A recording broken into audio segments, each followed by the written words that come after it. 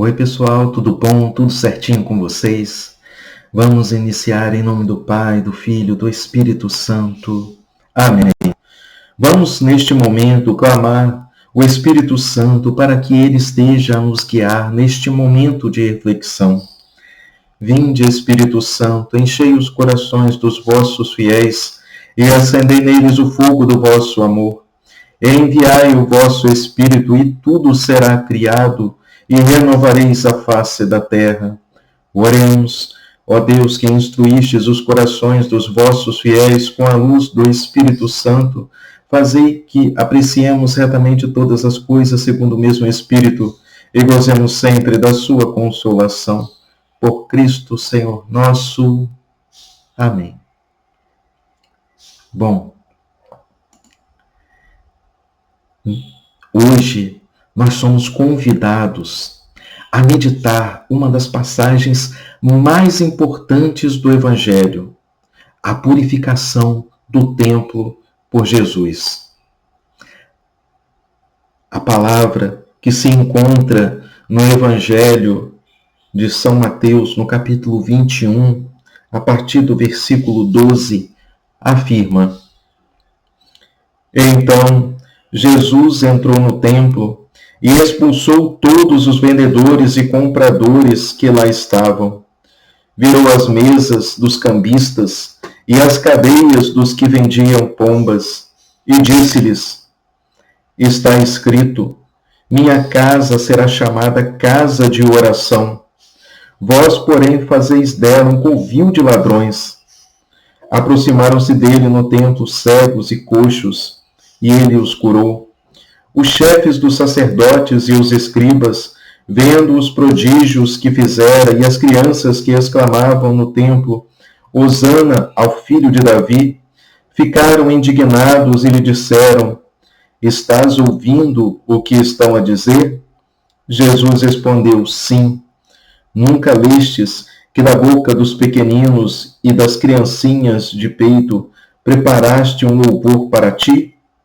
Em seguida, deixando-os, saiu da cidade e dirigiu-se para Betânia, e ali pernoitou.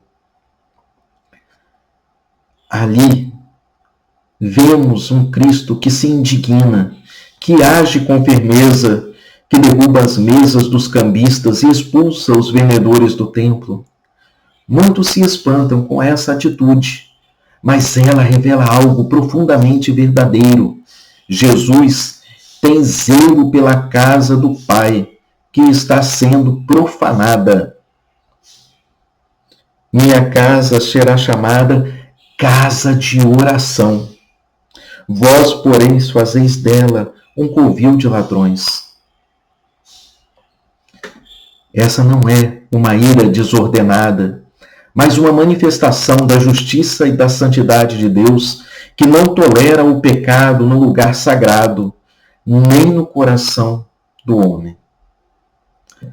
Santo Agostinho, ao comentar essa passagem, ele ensina que o templo material é figura do templo espiritual, que é o coração humano.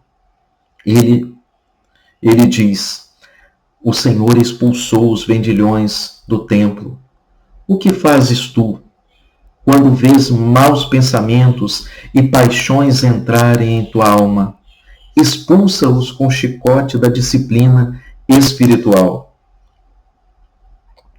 Santo Agostinho, assim como Jesus, não tolerou a profanação do templo físico. Nós também não devemos tolerar o pecado dentro de nós, que somos um templo do Espírito Santo.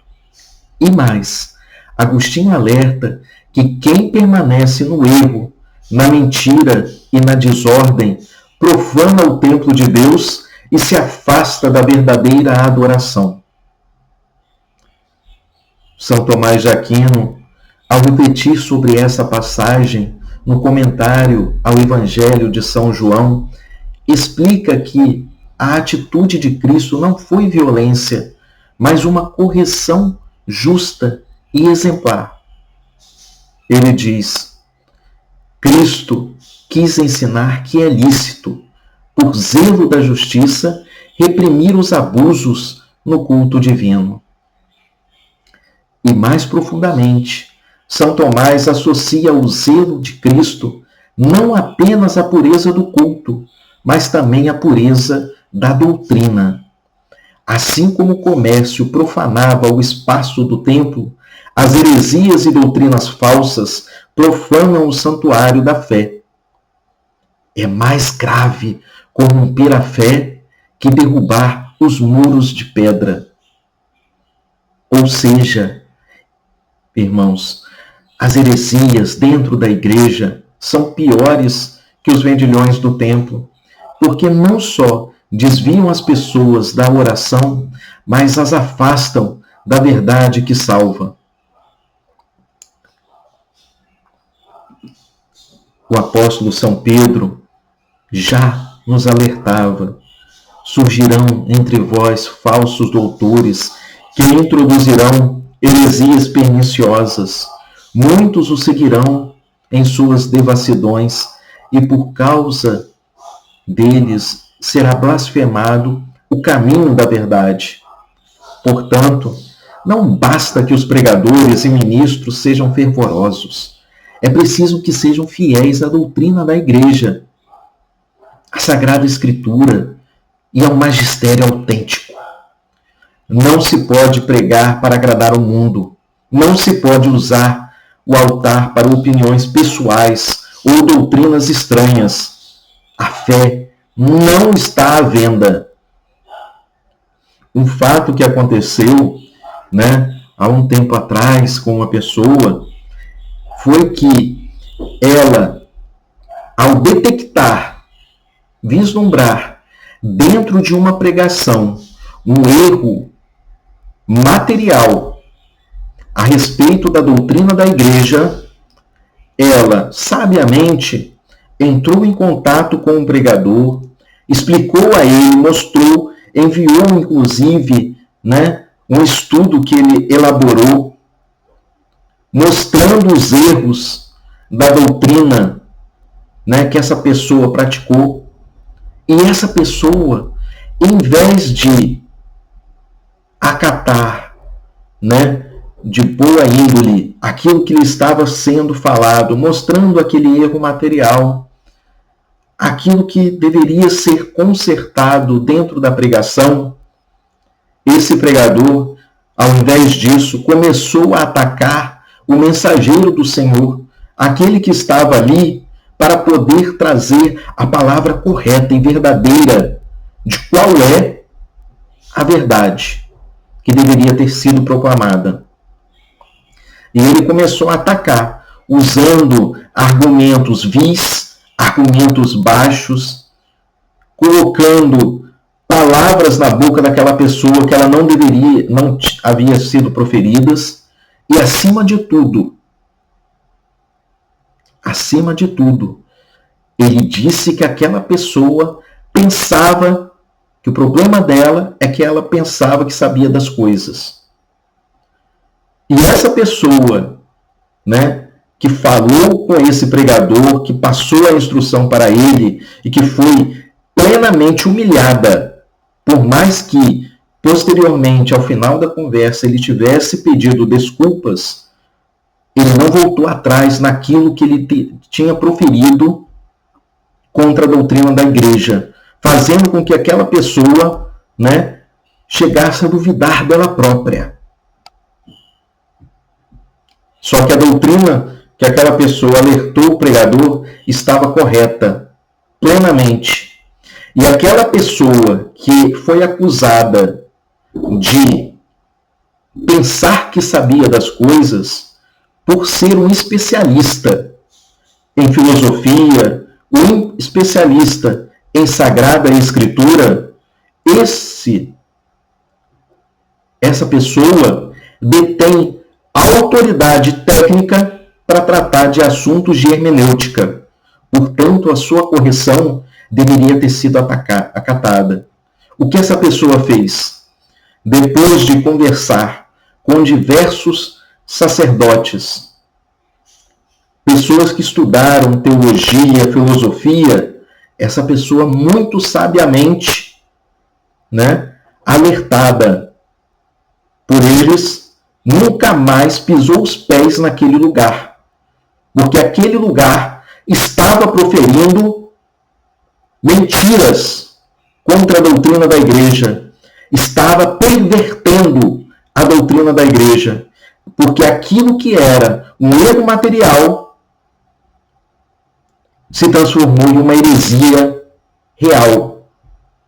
A partir do momento que aquele pregador se negou a corrigir aquilo que ele deveria ter sido proferido. E aí, aquele que anuncia a palavra, ele deve ser um reflexo de Cristo que purifica o templo. Pregadores que toleram o erro, que têm vida dupla, ou que distorcem a palavra por conveniência, são como cambistas dentro do templo.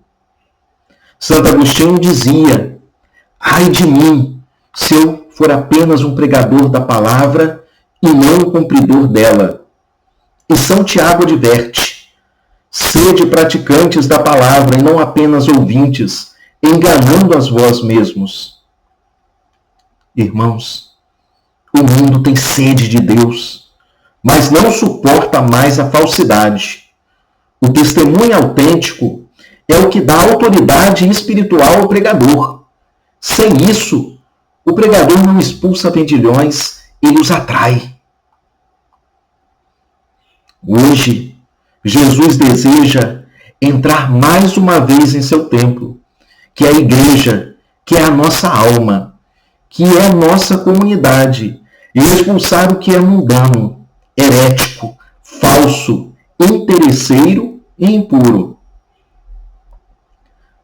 Não sabeis que vós sois santuário de Deus? Purificai-vos, porque amanhã o Senhor fará maravilhas no meio de nós. Façamos hoje um exame de consciência profunda. Tenho sido fiel à doutrina da igreja? Tenho anunciado a verdade sem medo?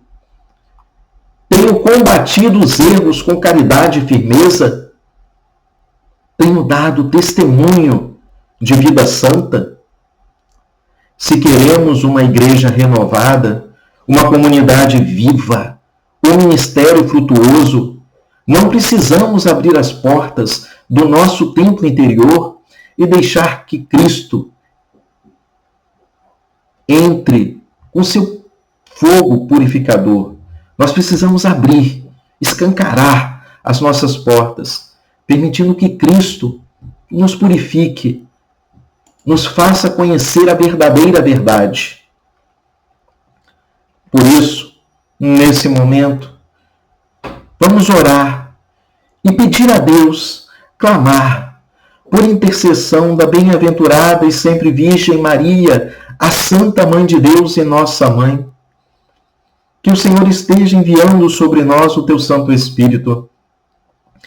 Que o Senhor esteja enviando o Espírito Santo Paráclito, o prometido do Pai, para que, guiado por Ele, sejamos pessoas sábias, pessoas com discernimento, que saibam ouvir a verdadeira palavra do Senhor, que não deixam ser enganados pelos falsos profetas, pelos pregadores que hoje se intitulam como anunciadores da palavra, mas não a vivem. Como pregadores que se afastam da doutrina da igreja ao pregar falsamente palavras que não estão de acordo com o magistério da igreja. Por isso nós peçamos a Ti, meu Deus, livra-nos destes vendilhões do templo, afasta-os da onde quer que eles estejam, converte verdadeiramente os seus corações para que eles se voltem verdadeiramente para Deus. Tudo isso nós vos pedimos pela intercessão da bem-aventurada e sempre Virgem Maria, a Santa Mãe de Deus. Amém. Bom, nós ficamos por aqui.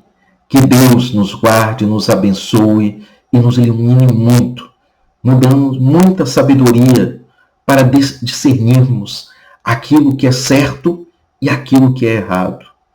Em nome do Pai, do Filho e do Espírito Santo. Amém. Que Deus nos abençoe.